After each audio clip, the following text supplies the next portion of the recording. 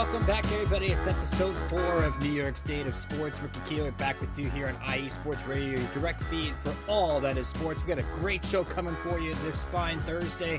The start time's different, but the hot topics stay the same. And of course, the Knicks make a big trade deadline deal that will not only help their present, but will help their future as well. The Nets make some deals, very underwhelming.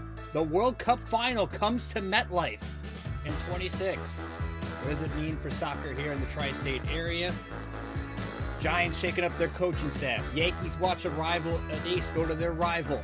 Rangers might not make a draft move due to a spherical structure. And a whole lot more coming up next here on New York State of Sports, here on IE Sports Radio with your host, myself, Ricky Keeler.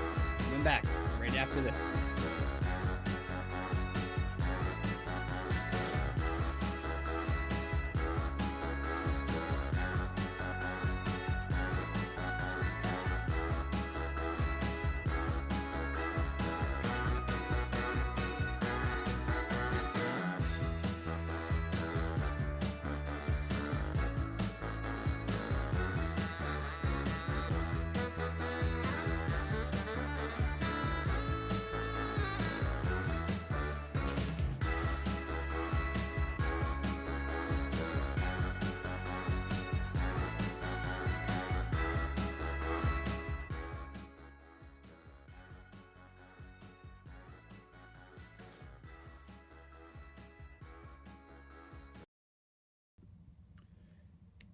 Thank you once again for tuning in. And you can follow me on X at Rickinator555. That's at R-E-C-K, letter I, Nader like a Terminator 35. So you can follow the show on Twitter or on X. I always say Twitter and X.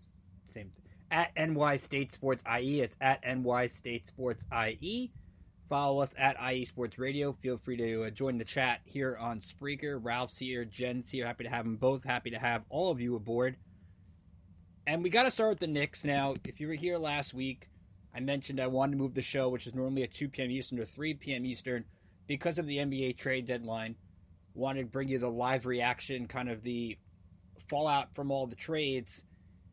And you never thought on a day where there wasn't a lot of huge trades, we didn't see any stars move, and you don't really get that around the NBA trade deadline. It's usually like who's got more second-round picks, who's got trade exemptions, who's picking up a draft pick in like 2027 or something like that.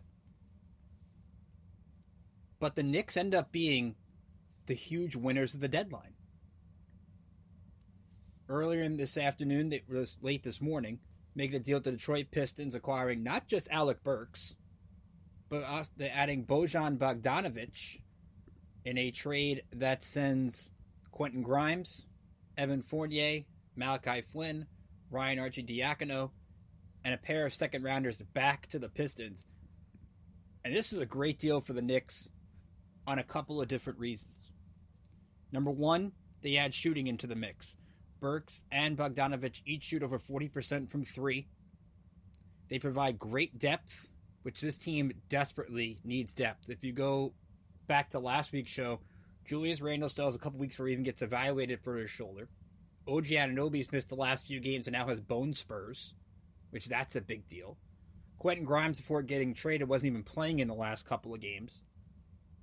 This team desperately needs bodies in the lineup.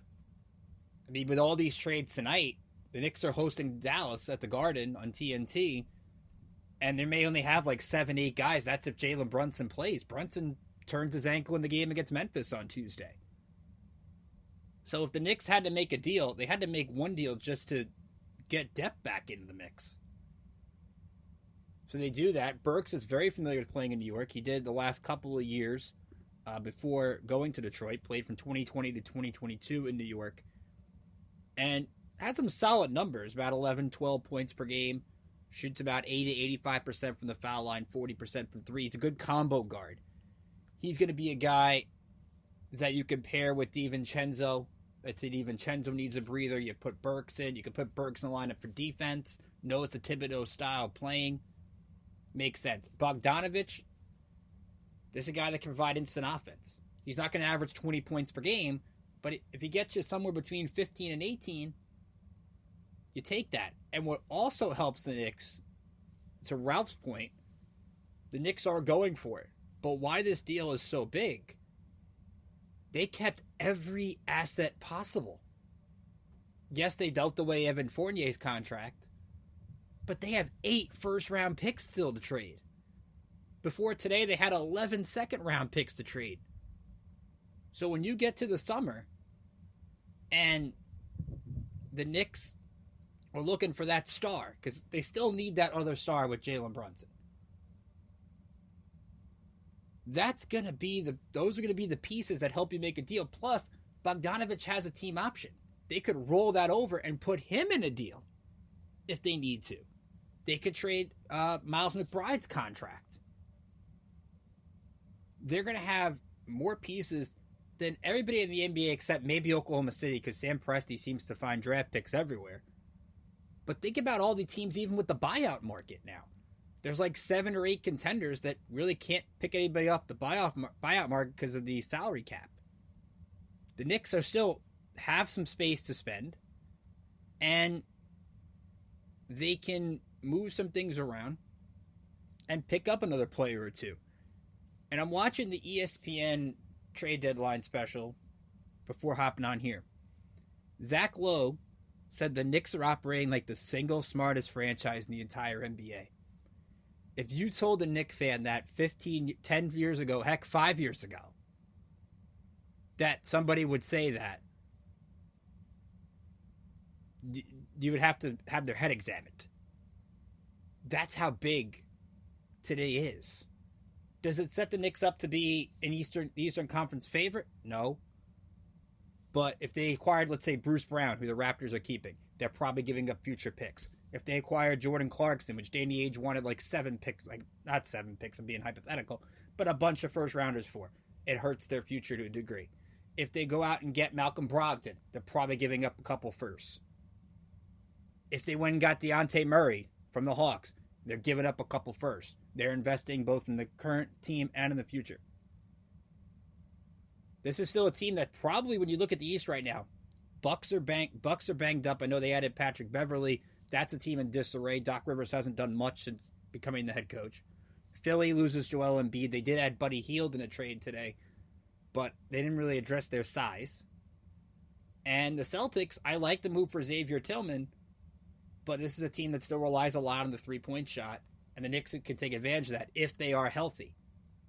And that's a big deal. Health is a big thing for this team, because right now they just don't have a lot of bodies. They need the All-Star break more than anybody. With the potential of only having 7 guys, and to Taron Rodriguez's point, saying it was shocked the Knicks lost to the Lakers Saturday at the Garden, I was not surprised. I was more surprised they beat the Pacers last week, a team that played physical with the amount of bodies they don't have.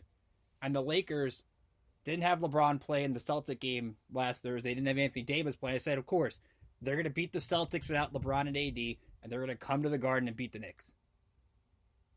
That's just the way it is. Jalen Brunson, you could watch on his face when he plays, is semi-fatigued right now. Because he's had a lot on his plate. Now he can pass the ball to different guys. Like when everybody's back and everybody's healthy, he can dish the ball around. Not a lot's going to be put on his plate. And that's going to give him a little bit of a reprieve. So they have 4 games for the break. They got Dallas tonight, Indiana Saturday, the Rockets, I believe, on Monday, and Orlando on Wednesday. If the Knicks had the bodies to play, I would be all for sitting Brunson until after the All-Star break. Because he just needs a break.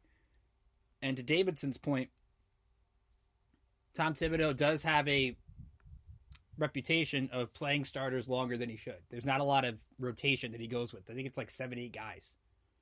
You're seeing Achua play more, and DiVincenzo play more, and Hartenstein play more. How that comes together, we're going to see. But that's what these next 2 months are. The Knicks making a deal, not just to help them get to the playoffs, which they're going to get to, but get to a deep run in April and May. Where that deep run goes, we're going to find out. But it's just a fun day to be a Knicks fan. Dennis saying it was the perfect trade for the Knicks. In the beginning, I heard it was just Burks, and that would have been bad. I get it if it was just Grimes for Burks. Look, Quentin Grimes has been a long history with the Knicks and just not great first-round picks. Grimes is a nice piece, but he's going to do better, I think, on a non-contending team. And for all the praise Leon Rose and Tom Thibodeau are getting today, they haven't really hit on a lot of their first-round picks. They've used them in a lot of trade assets to get future guys, the Quickleys, the R.J. Barretts, things like that. They haven't found that transcendent piece in the draft. So now they have to do it through trades in free agency. But they're at least able to do that.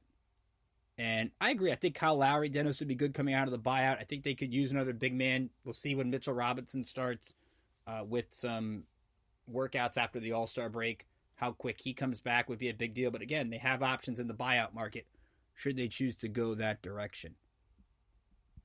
Now the Nets. Not a good day for the Nets. They didn't have a lot of pieces to trade. I get that. But they did nothing for their future. They traded away Spencer Dinwiddie to the Raptors. They get Dennis Schroeder, which is a one-for-one kind of deal. And they add Thaddeus Young into the mix. And then they trade Royce O'Neal to Phoenix. They end up getting Jordan Goodwin, Keita Bates Diop, if you remember, from Ohio State, and 3 second-rounders. Royce O'Neal could have been had for a first-rounder probably a year ago. So it just shows with Brooklyn, who got embarrassed on national TV Tuesday against Dallas, which I'll give the Nets this much. I'm glad they didn't give Kyrie Irving a tribute video. Kyrie ruined that team through his own choices and ruined what could have been a good thing in Brooklyn. Yes, he might have had some great games, which fans could have good memories for, and I think they did the right thing giving Durant the video. Durant's exit out of Brooklyn wasn't as a hot mess as Kyrie's was, where Kyrie, through his own choices, didn't get to play in some games. So instead of giving Kyrie the video, they welcomed back Spencer Dinwiddie, did like a 3-1 kind of thing, which Sean Marks and whoever made that decision for the Nets made the right move. But Kyrie showed, hey, I'm coming to Brooklyn, I'm going to make you pay. And Luka Doncic was incredible. And Davidson, I agree with you. The rumors are true about Miles Bridges and Dorian Finney-Smith getting multiple first-rounders. Mikal Bridges, actually. And the team not taking those offers, and Sean Marks should be in the hot seat. I do think Jacques Vaughn is definitely in the hot seat. Sean Marks, I'm just confused where Brooklyn's going. I really am confused. Tonight they only have 8 players available against Cleveland due to the deals that they made. Cleveland's been red hot, and the Knicks got to watch out for the Cavs right now, even though they didn't make a deal today. But what direction does Brooklyn ultimately want to go? They've got Bridges. Do they want to trade him in the summer, get a boatload back? We'll see. They've got Cam Thomas. Ben Simmons wants to start. Well, I want to see Ben Simmons play multiple games in a row before he does that. They keep Dennis Smith Jr., which is, everybody thought when they made the deal with Dinwiddie that they would maybe make a deal with Dennis Smith. Did not happen. So you have one team, as we've talked about in the last few shows, Knicks going in one direction, Nets, I don't know what direction they're going in. It's just weird. Like that team that should have made some moves. I don't know if they could have made a big move or a big splash, but we'll see what direction they decide to go. Nets have Cleveland tonight. They got Victor Wembanyama and the Spurs coming to Barclays on Saturday, and they've got a back-to-back with the Celtics Tuesday and Wednesday. So ending the break with the team that's the best in the East, not exactly the way you want to go into the All-Star game. But we got a great show coming up for you. Again, feel free to comment in the chat throughout, and we'll dive into a lot more topics. Coming up next, we're going to go into some soccer news and a really big global event coming to New York City in a couple years. What does it mean? How excited are we for this event? And can it bring about a lot of rapid growth here in the tri-state area? You're listening to New York State of Sports on IE Sports Radio, your direct feed for all that is sports. We'll be right back after this. Sports fans, do you like teams that are tough, cities that are tougher, and fan bases that are passionate about their teams?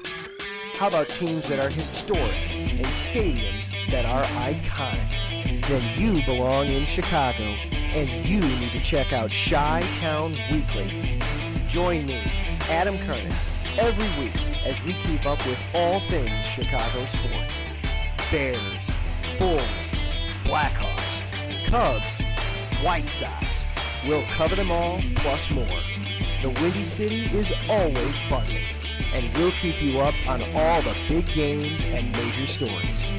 So tune in to Chi-Town Weekly every week right here on IE Sports Radio, your direct feed for all that is sports.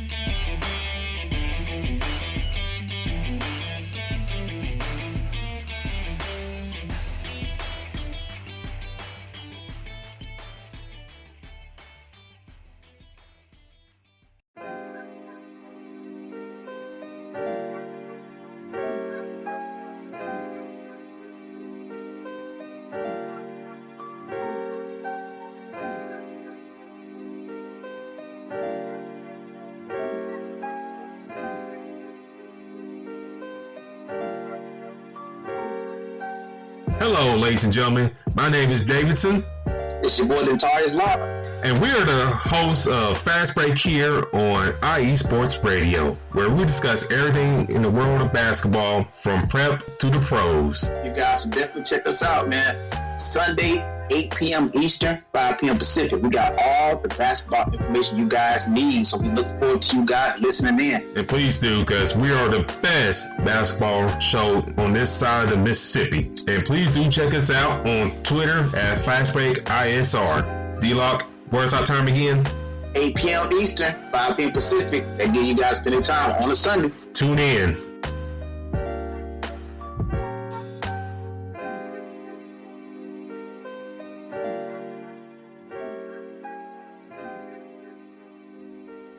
Be sure to check out that show, Fast Break, for all of your latest NBA trade deadline news outside of the Knicks. They're going to be covered nationally. Belated happy birthday to Mr. Davidson out there. Glad he's tuning in today. So be sure to check that out going forward.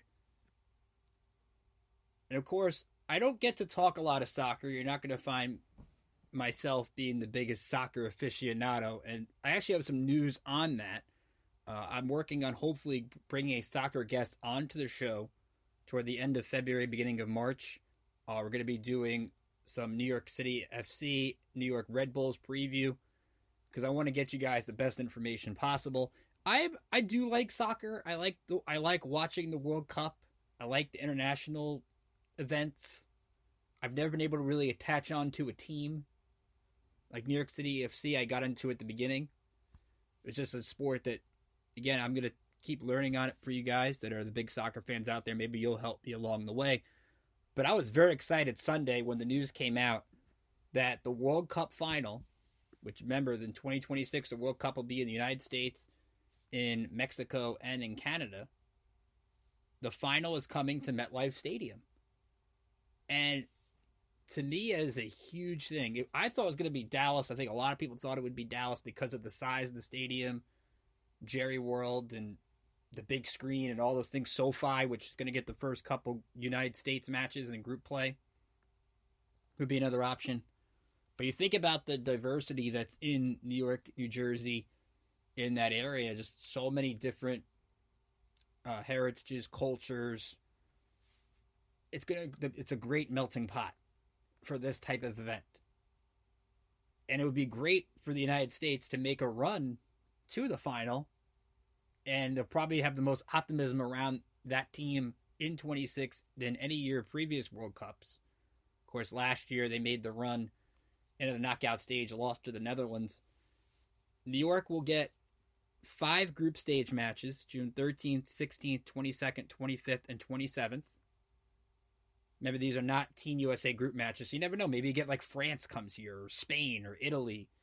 Like, that's going to be a lot of fun. You get a round of 32, which is different this next World Cup. It used to be the knockout stage of the round of 16. Now they've added more countries, so they'll have a round of 32 match here, which the knockout stages and penalty kicks are always fun. I don't know what everybody's thoughts are on penalty kicks. I like them. I like the drama of them. I like that one kick can define a game, define a tournament. I'm always loved those good moments. July 5th, It's the round of 16, which I think it's also cool. There's a round of 16 game in Philadelphia on the 4th of July. And the World Cup final, July 19th, again, 2026 at MetLife Stadium. This is not the first time that World Cup games we played in New York. If you remember, I'll take you back a little bit, and I was only like 2 years old for this, so I'd do some research myself. The 1994 World Cup was in the United States, and there were some games played at Giant Stadium, the former Meadowlands. They had 7 matches in 1994, including a dramatic semifinal game. Italy beat Bulgaria in penalty kicks, which made for some great drama. I'm trying to look at the other games on that slate, and you had, like, Foxborough was part of it, Soldier Field was part of it, and I think it just creates for, you had Ireland beat Italy, which was a huge game in group play.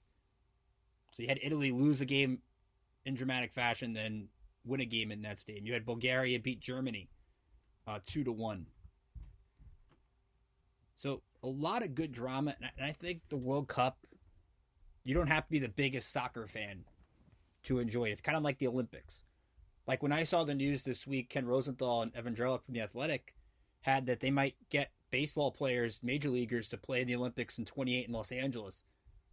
Like, that would be fantastic. Hockey, like the NHL guys playing in the Winter Olympics, because it's stars you know.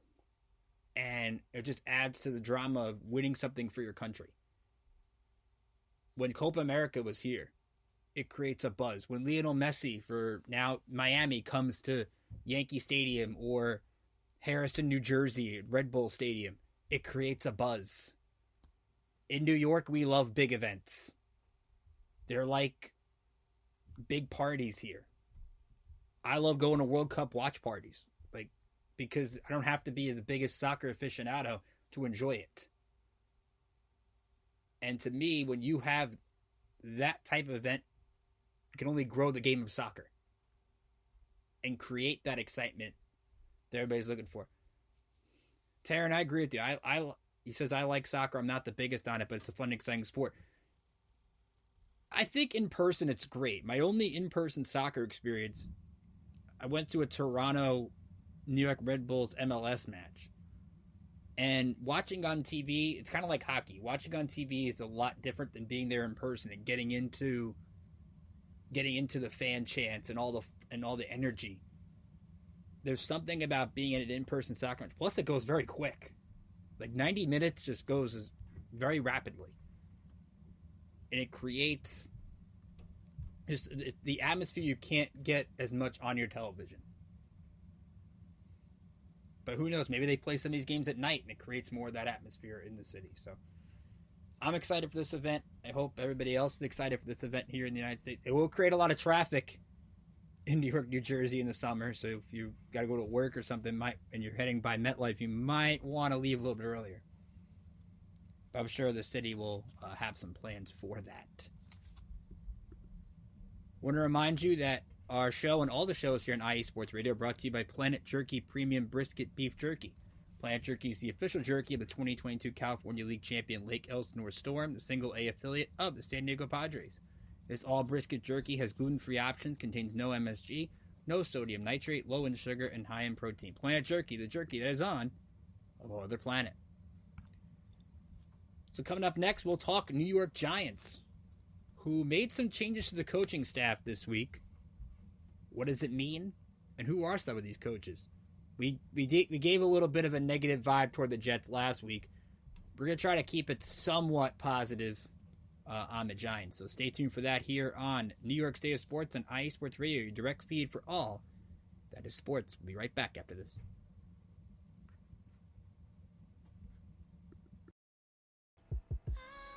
What up, Boston sports fans? This is Mikey Two Guns here, your host of Our Bleepin' City, airing every Wednesday night from 7 to 8 p.m.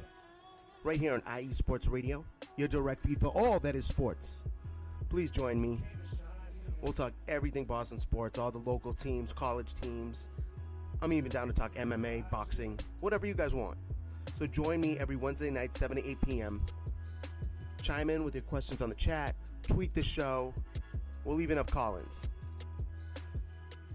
I can't wait to hear from you guys. This is going to be a lot of fun. So once again, it's Our Bleepin' City. I am your host, Mikey Two Guns, every Wednesday night from 7 to 8 p.m.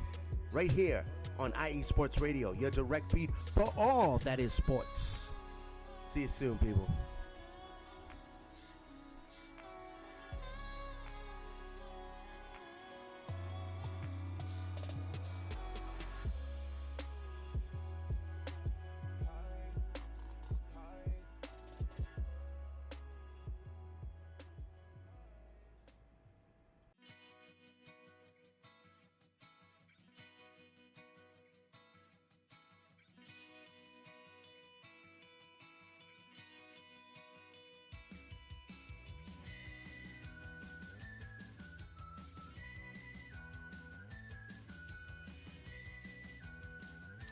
Hey, Cleveland and Columbus sports fans. This is Jen B, host of the Show of the Land on IE Sports Radio, your direct feed for all that is sports.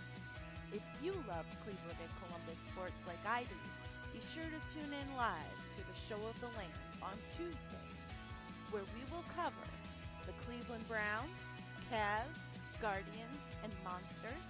We will also talk about the Columbus Blue Jackets, Crew, Fury, and of course, the Ohio State Buckeyes.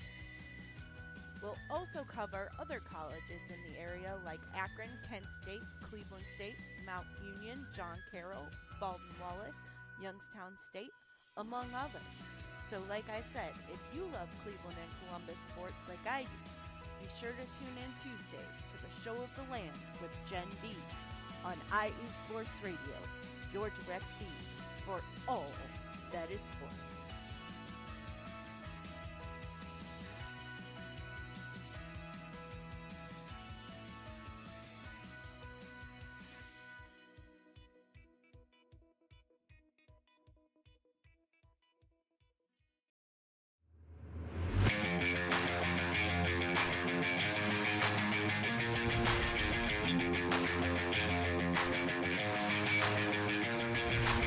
What's happening, sports fans? Are you a fan of Southern California sports? Are you looking for a show hotter than a hot summer day in California? Then look no further than the SoCal Supreme Sports Show, where I talk about all things Southern California sports.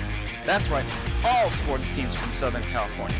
From the hard-hitting tackles of the NFL, to the killer crossovers and big three-pointers of the NBA and WNBA, to the grand slams of the MLB, to the bone-chilling goals of the NHL, and to the booming kicks of the MLS, the SoCal Supreme Sports Show has it all for you.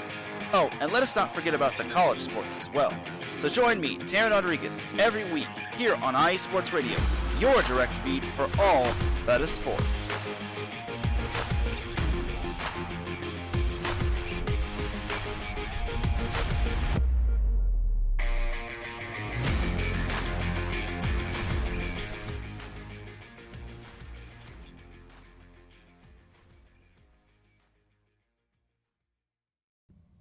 At about the halfway point of New York State of sports here on IE Sports Radio, your direct feed for all the sports. Ricky Keeler back with you again. Follow me on X at RickNader555. That's at RECK, letter I, Nader, and 3 5s.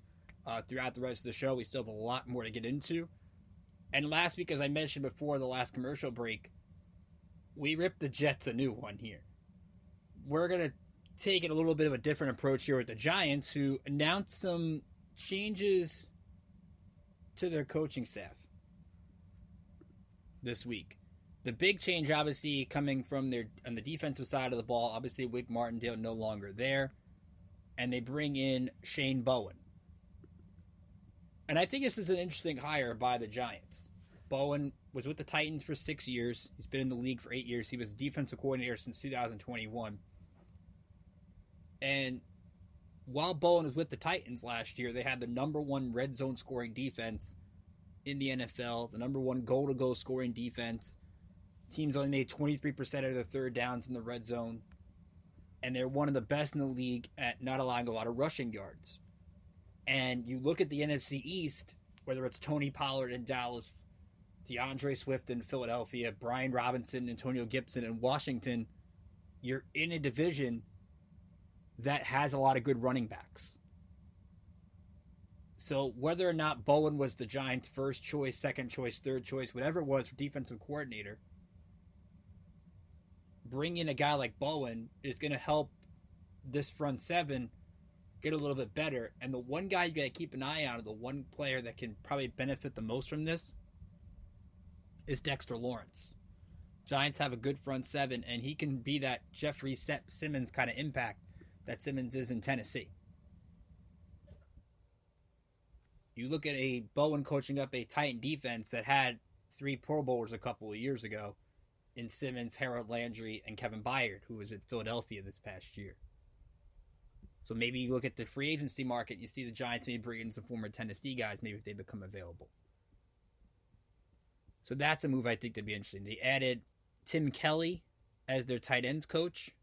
He was Tennessee's offensive coordinator. So the Giants picking off a pretty good coaching staff that was in Tennessee as Mike Rabel ultimately got the axe there. And we mentioned it on the past couple of shows. I'm shocked Mike Rabel doesn't have a job. I know he's not the best offensive mind. I know he's got a different type of mentality that a lot of where the league is going and where coaching's going in general.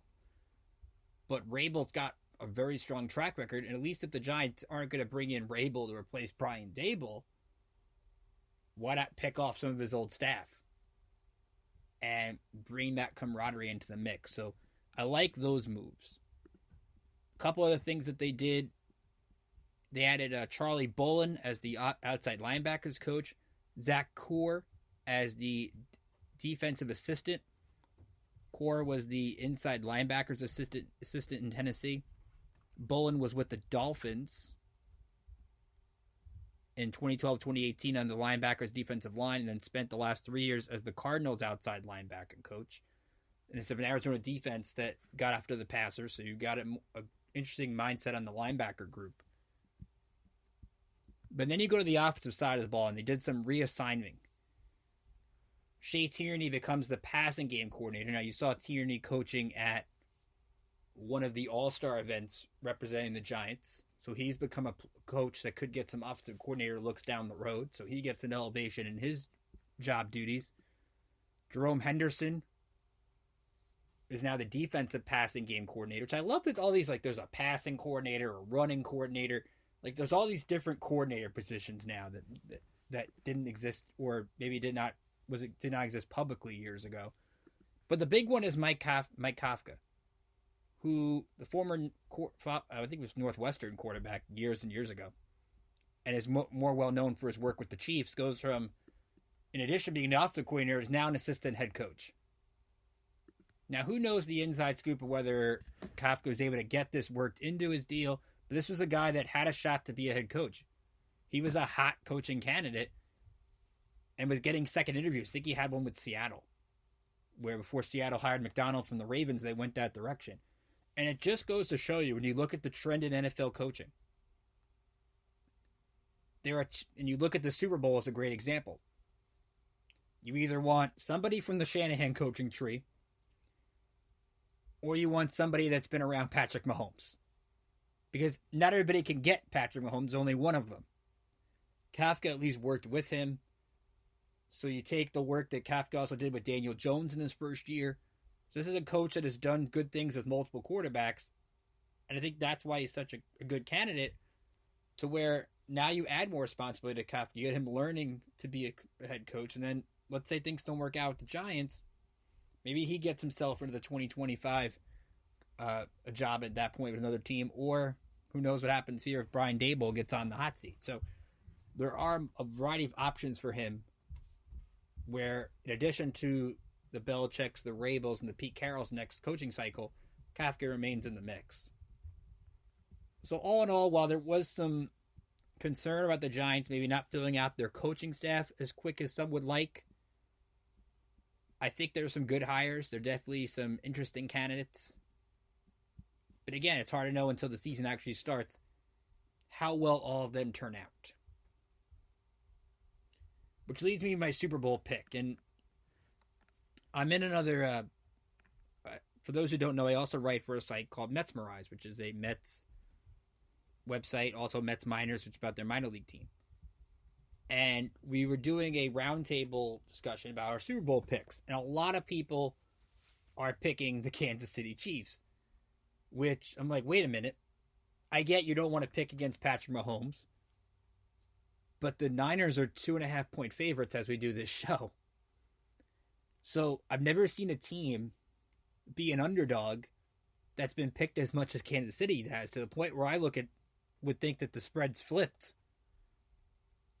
But I look at this game, it really does come down to the quarterbacks. When you've got Mahomes and you've got Brock Purdy, all Brock Purdy has to do is not make a mistake. This Chiefs defense, and Giant fans know very well what Steve Spagnuolo can do as a defensive coordinator. He's one of the best in the business. I mean, his game plans were stopping the Patriots in 2007 is work of legend. Can Purdy avoid the big mistake? Because you look at this Chiefs team, I think one of the things that's getting overlooked in the breakdowns of the last couple of weeks, and we're not talking about how many times CBS is going to show Taylor Swift, is the second half Chiefs offense. As good as Patrick Mahomes is, the Chiefs have struggled in the second half all season long. They never really seem to keep up the momentum that they do in first half of games. Let's look at the two playoff games, most recent ones for Kansas City. You look at the Buffalo game where outside of that Kelsey first touchdown in the second half, there wasn't a lot of scoring that they did. Pacheco had a score and then Hardman fumbled at the goal line. And then you go to the Raven game where they scored early, but really in the second half it was all about their defense. So if San Francisco gets out to an early lead, go back to 4 years ago and the Niners led by 10 with like 8 minutes to go. And tell me that Brock Purdy isn't a better quarterback than Jimmy Garoppolo. If that scenario replicates itself, you have to like San Francisco in this game. Their skill players are better than Kansas City's skill players. I'll take McCaffrey. I'll take Debo. I'll take Brandon Ayuk. I'll take George Kittle. Throw a little bit of Elijah Mitchell mixed in there. Purdy's got the weapons around him. He's got the great offensive lineman in Trent Williams. And you look at this Chiefs team, what was the one thing that did in Kansas City when their last Super Bowl loss? Not the one against Philadelphia. The one against Tampa Bay was an offensive line issue. Chiefs don't have Joe Thuney in this game. Most likely won't have Joe Thuney in this game. And that's a big deal. So if that happens, you look at a Niner defensive line that can get after the quarterback. It hasn't been great in these playoffs. They struggled in the first half against Detroit defensively. They can't afford to do that again.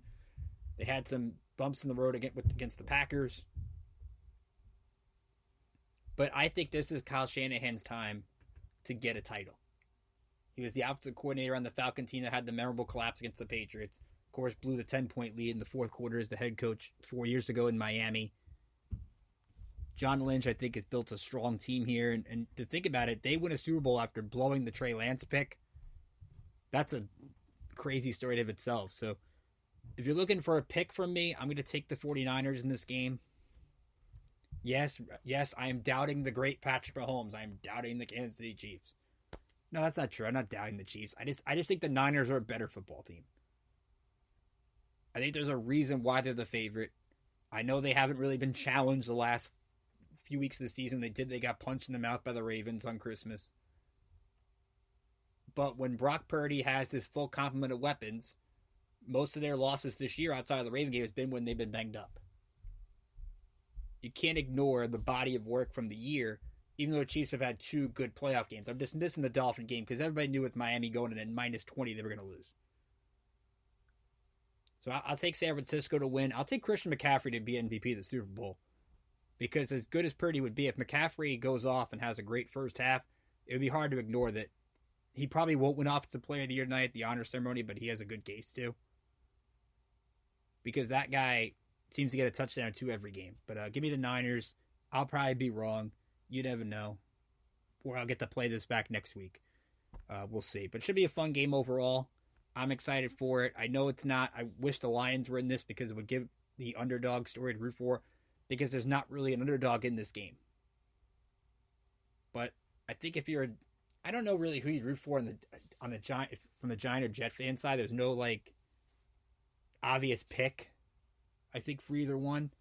I mean, I guess history-wise, if you're a Giant fan, maybe you'd root against the Niners from all those great Giants 49er matchups in the late 80s, early 90s. On the Jet side, I mean, you played the Chiefs tough this year. Giants had a rough point against San Francisco in week 3. So both these teams have faced the other Super Bowl side. It's a good game. But I think hopefully the drama from the game exceeds the hype around it. Hype is great. I think Vegas is a great Super Bowl site. I think having that city host a Super Bowl is fantastic. I remember when New York hosted it, and I went to the Times Square experience, even though it was like -10, it felt like outside. It was a lot of fun. Maybe they'll get it again. Who knows? They got lucky that it was the day before the big blizzard from the Seattle-Denver Super Bowl. Like I said, New York can host big events. Super Bowl, I'm glad they got one in. I don't know if they'll ever get it back again without a retractable roof.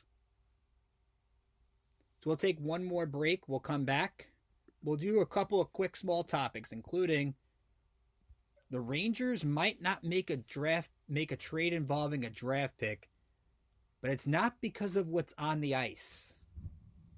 We'll dive into that. Final segment of New York State of Sports coming up next here on IE Sports Radio, your direct feed for all that is sports.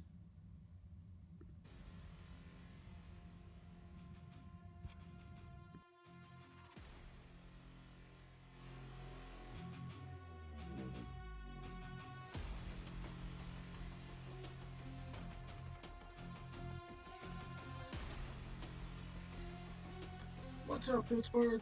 This is Ralph Calise, the host of the Injury Report on IE Sports Radio, your direct feed for all that is sports. Are you that passionate diehard Steelers, Penguins, Pirates, or just a Pittsburgh sports fan? Then please join me on the Injury Report every Tuesday on IE Sports Radio, the direct feed for all that is sports, and I will update you on all that's black and gold. Have you telling your Pittsburgh fans and friends what's up with Pittsburgh sports. Tune in Tuesday with me, Ralph Calise, the Injury Report on IE Sports Radio, your direct feed for all that is sports. Let's go!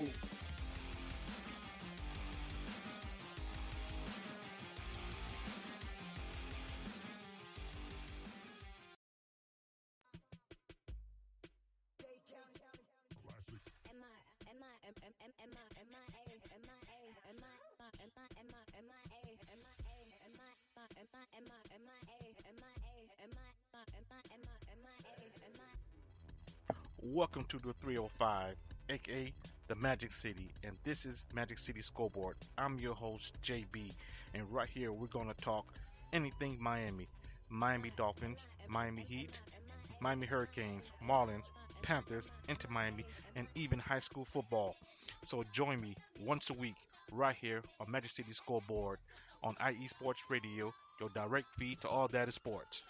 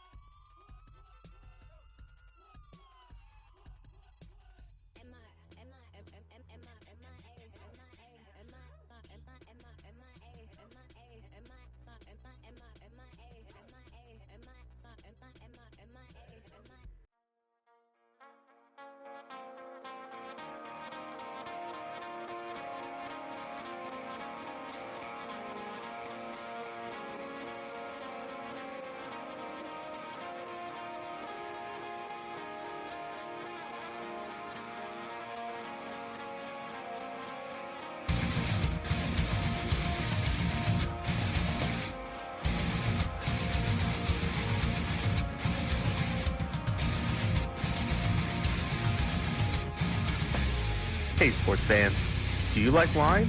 Well, we've got the show for you. This is Let's Wine About Sports, a show where we talk about wine and sports simultaneously.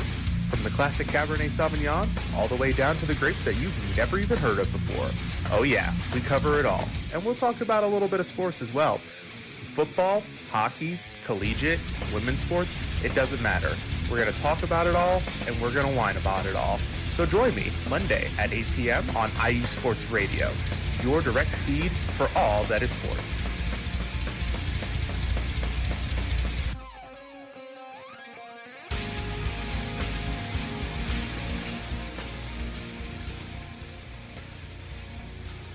Mike will be back with a special episode of Let's Whine About DMV Sports. That's part of the rest of today's lineup here on IE Sports Radio. That's at 9 p.m. Eastern. So you want to stay tuned for that coming up. Also, after our show today, 7 p.m., it's Magic City Scoreboard with JB. Talking about a lot of Miami stuff. Extra Mile with Daryl and Chris. We're doing some auto racing at 8 p.m. Eastern. And then I believe at like 8 or 8:30. I think it's 8:30 Eastern. East Coast Red and Gold with Jess, Ty, Bex, and Matt. They'll be talking about the Niners. If you're looking for more Niner perspective going to the Super Bowl, you want to listen to that show. Of course, check out the This Is KC Sports Show for your Chiefs perspective. So we have both perspectives of the big game covered for you here on IE Sports Radio, your direct feed for all that is sports. Be sure to follow us at IE Sports Radio on X, Instagram, Facebook, TikTok. Keep up with the latest in sports and our shows. Go to iesportsradio.com. Check out our blog. Mike's doing some good work with that. Hall of Fame, Fans of the Month. We got every podcast has its own page. You can catch us on Apple, Spotify, wherever you get your podcast. Chances are you will find us on there. So, going to do a couple quick hitter topics to wrap up the show.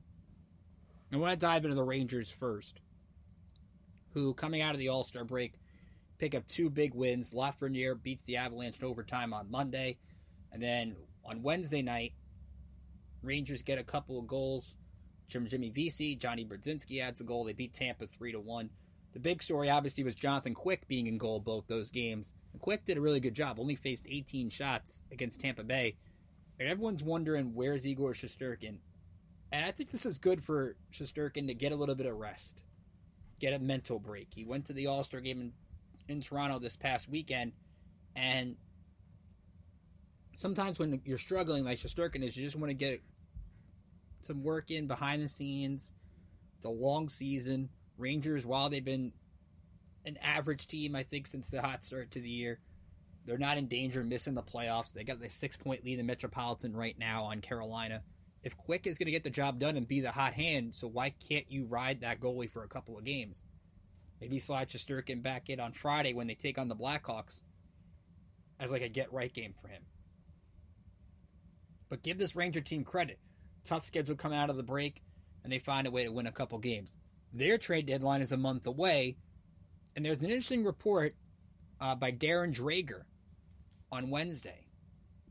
Now, for those who are unfamiliar with James Dolan, in his addition to running Madison Square Garden, he is the CEO of Sphere Entertainment Company, which of course is that Sphere that you see in Las Vegas during Super Bowl week. And Drager reported that when the Rangers, who will look to make some deals now, it won't be easy for them because they don't have as much cap space as, let's say, the Knicks had. Drager reported that Dolan wants the Rangers to keep the first-round pick for this year. And it's not just only because they want to get younger, get a guy in the draft coming up in the summer. No. He wants them to keep it because he wants his team to make a pick in the building he owns. Smart business decision, yes. But when you got a team that is all in to win a Stanley Cup, think about all the veterans that are on this team, all the high-priced players that are on this team. You've got to go all in. If you're going to give up your first-round pick and you're not making a pick in your fancy building, so what? You know what's going to be better than maybe getting making a draft pick on the stage at the Sphere? Hoisting a Stanley Cup. That's probably a better option for most fans who don't care that you won't get to make a pick in your own building. And I heard that. I was like, is he serious? But it reminds me why some New York fans are frustrated with the owner. Because of reports like this. Because you've got a good team. You have to make every move you can to get the ultimate prize. And if it means get up a 2024 pick, you give it up. Because parades are always better than prospects. That's in any sport. And I'm a big minor league baseball fan. I love watching prospects. But at some point, if you're trying to go all in and you're in a win now mode, you've got to make those deals. And we'll see what moves the Rangers make. They'll have some options. We'll dive into those over the next month. Deadline, I believe, is March 8th. So we'll get that right before championship week, which would be pretty cool. But don't discount the business move over to the making the actual move itself. On the Devils side, Jack Hughes is back. That's a big thing for the Devils, who desperately need to make a run if they want to get back to the playoffs. Islanders are hosting Tampa Bay tonight, so that'll be a pretty big game for them. Can the Islanders take advantage of a team coming off a back-to-back? Sergachev got hurt for Tampa last night. How big a factor that is, we'll see. On the baseball side, Yankees make a trade. They acquire Caleb Ferguson from the Dodgers for a couple of pitchers in the minor league system. Matt Gage and Christian Zezweta is the other one. I like Ferguson as a late inning guy. I don't think he can be the 8th inning pitcher to Clay Holmes. And the one thing I kind of would rip the Yankees for is I think they didn't really address their pitching as much as fans would have liked them to. They did address their offense with getting Juan Soto and Alex Verdugo and Trent Grisham to help the outfield. They did that. They didn't really make a move to help the starting pitching outside of adding a couple of guys at the back end outside of Stroman. Luke Weaver's here, yes, and they've added some depth, but I think people don't trust Carlos Rodon. They want to see if Blake Snell comes. I don't see Blake Snell coming here, and I think it would be a mistake if they did sign him. But they didn't really address the bullpen either. Ferguson gives them depth, and they do have Jonathan Loáisiga back, and Tommy Kahnle back, and Ian Hamilton back. And Matt Blake, as we mentioned last show, is good with putting a guy who has one pitch and making him a star.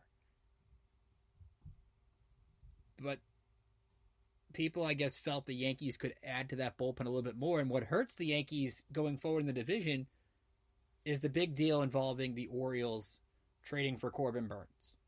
John Heyman had the report that the Brewers wanted Spencer Jones, Yankees, one of their better outfield prospects, who has Aaron Judge comparisons coming out of Vanderbilt.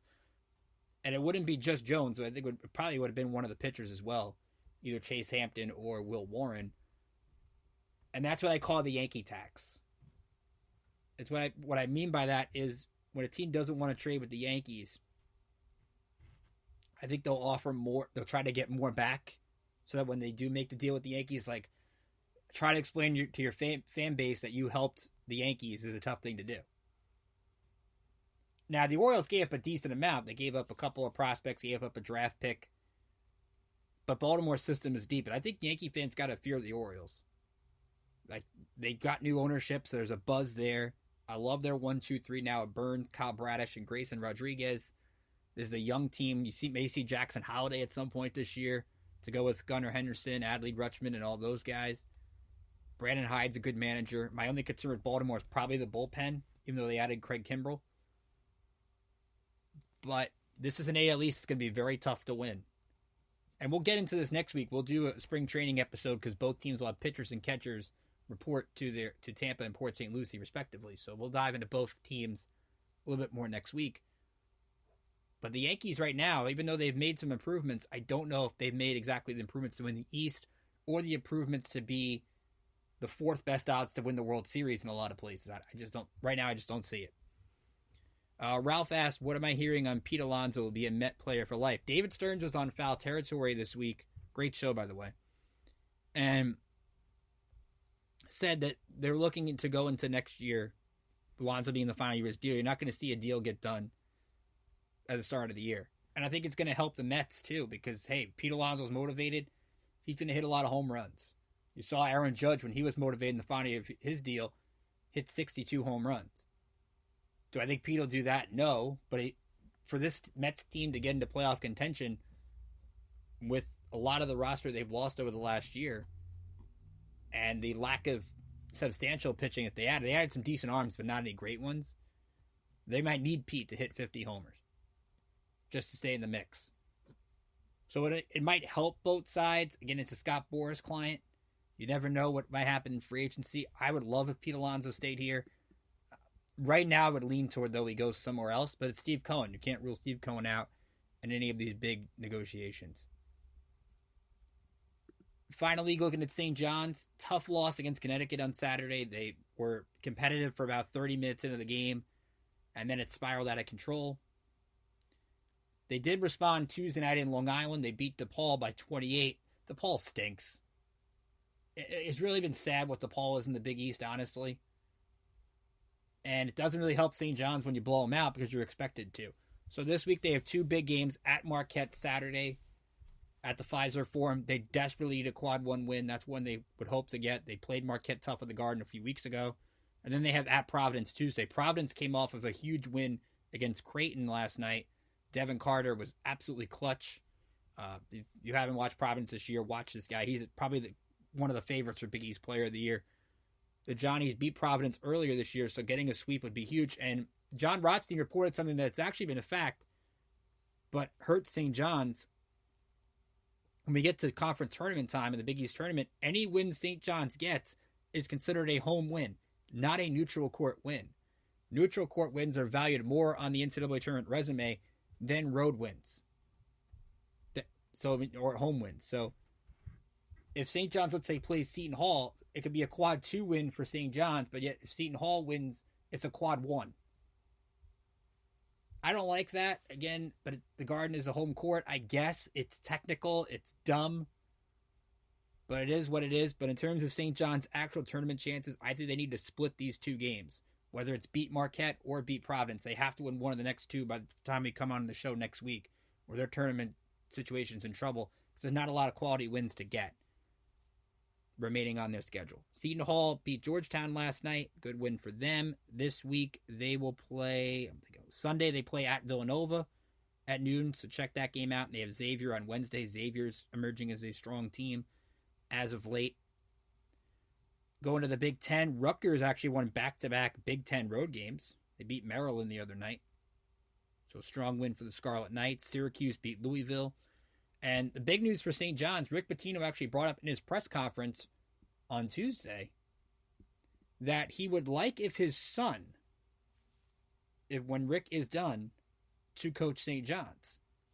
Now, Richard Pitino currently coaches at New Mexico. New Mexico is one of those teams that you want to watch for when you fill out your bracket in March. He's right now he has a .550 win percentage. Remember, he coached at Minnesota from 2013 to 2021. And he would be most familiar with how the whole NIL, all that process works, because it's tough for a lot of these older coaches because you can't build a team for 3-4 years now in college basketball. You essentially have to hope that you require a lot of people in the transfer portal. You do a good job keeping your own players internally. And it's going to be tough for Rick Pitino to really build the program that I think a lot of fans were hoping for.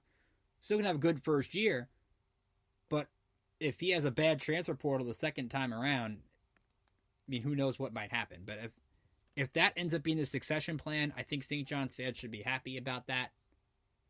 Pitino's proving that his second stop, he can do better than his first stop. And I think keeping that system in place will ultimately do good long-term, as the school has to make changes long-term. I don't like the games at UBS. I think they need to be at the Garden or at Carnesecca. I get why they want to establish UBS as a great home court, but I just don't see it coming. So next week, again, baseball spring training preview. We'll have, I think, Islanders-Rangers Stadium Series is next weekend. We'll preview that, and we'll have some more fun along the way. Again, thank you guys for tuning into the show this week. You can follow me on Twitter at Ricknader555, or Ricknader555. Follow us on X at NY State Sports IE, at IE Sports Radio. Thank you everybody for chiming in the chat. Enjoy the Super Bowl this week. We'll recap it more next week as well. We're getting into the late weeks of February. Baseball right around the corner. Conference Championship week right around the corner.